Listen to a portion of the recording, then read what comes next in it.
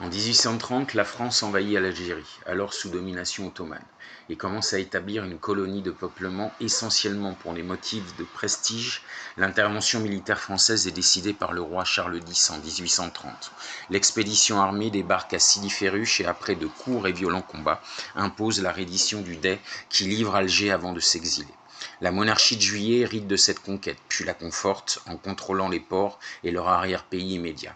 Une ordonnance royale de juillet 1834 fait de l'ensemble discontinu une colonie militaire d'occupation sous l'autorité d'un gouverneur général.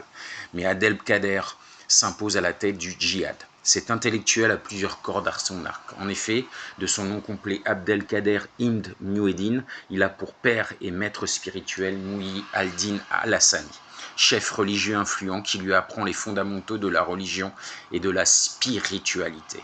Il lui apprend également la guerre, alors que le territoire de l'Algérie est sous domination turque. Le 22 novembre 1832, Abdelkader est à son tour proclamé émir, fonction très élevée dans l'islam et rarement donnée à un jeune homme.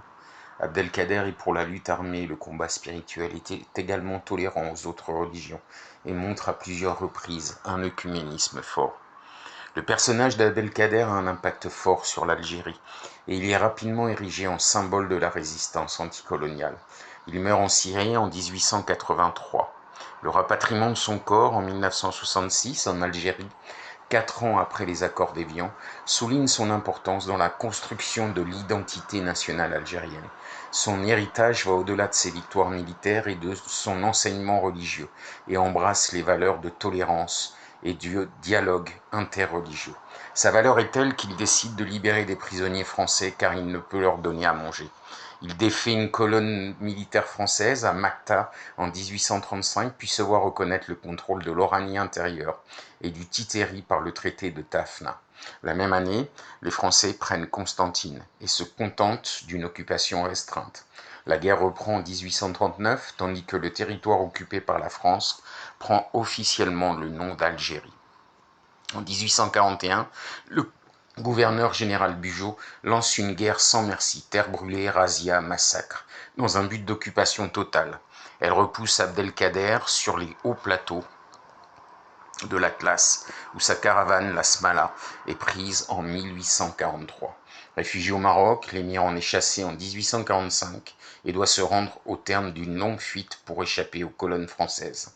En 1848, l'Algérie devient officiellement territoire français et est divisée en 3 départements, Alger, Oran et Constantine.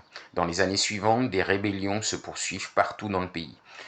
Insurrection des Ibans, révolte de chétifs Bouglabla. En 1870, le décret Crémieux attribue officiellement la citoyenneté française aux 37 000 juifs algériens, créant un déséquilibre inédit avec les 3 millions de musulmans. Depuis les montagnes des Biban en Kabylie, le Tchèque El Mokrani lance une révolte qui s'étend à une grande partie de l'Algérie, dans un contexte d'accélération de la confiscation des terres et de l'arrivée de colons européens. Elle est durement réprimée.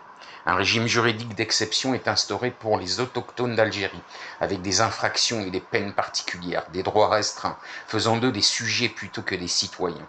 À l'origine limitée dans le temps, le code de l'indigénat, outil majeur de la domination coloniale, ne sera officiellement aboli qu'en 1944, puis abrogé en 1946. Il impose des restrictions sévères aux Algériens, renforçant leur sentiment d'injustice et l'hostilité à l'égard des Français, à l'instar de l'époque du Moyen-Âge en France, où le seigneur a tous les droits sur ces sujets. Sous le régime colonial, les Algériens sont considérés comme des sujets français, mais n'ont pas le même droit que les citoyens français. Pieds noirs, premiers colons arrivés ou métropolitains. L'Algérie coloniale est fortement mise à contribution durant la guerre 14-18. 173 000 militaires indigènes sont recrutés pour la guerre, dont 25 000 ne reviendront pas. De même que 22 000 pieds noirs européens d'Algérie tombés au front.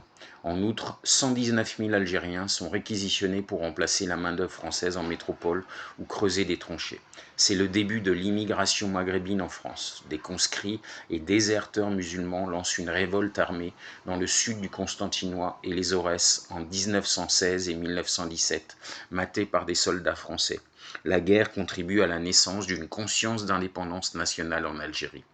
Ferhat Abbas publie le manifeste du peuple algérien le 10 février 1943 qui réclame l'égalité entre musulmans et européens, une réforme agraire à la reconnaissance de la langue arabe et une république autonome. Le 8 mai, jour de la victoire sur l'Allemagne nazie, des manifestations indépendantistes ont lieu dans les villes algériennes. À Sétif, dans le département de Constantine, un policier tire sur un manifestant et le tue.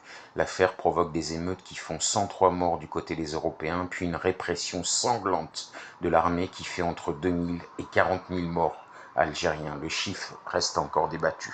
En conclusion de cette vidéo, le passé est très lourd entre la France et l'Algérie.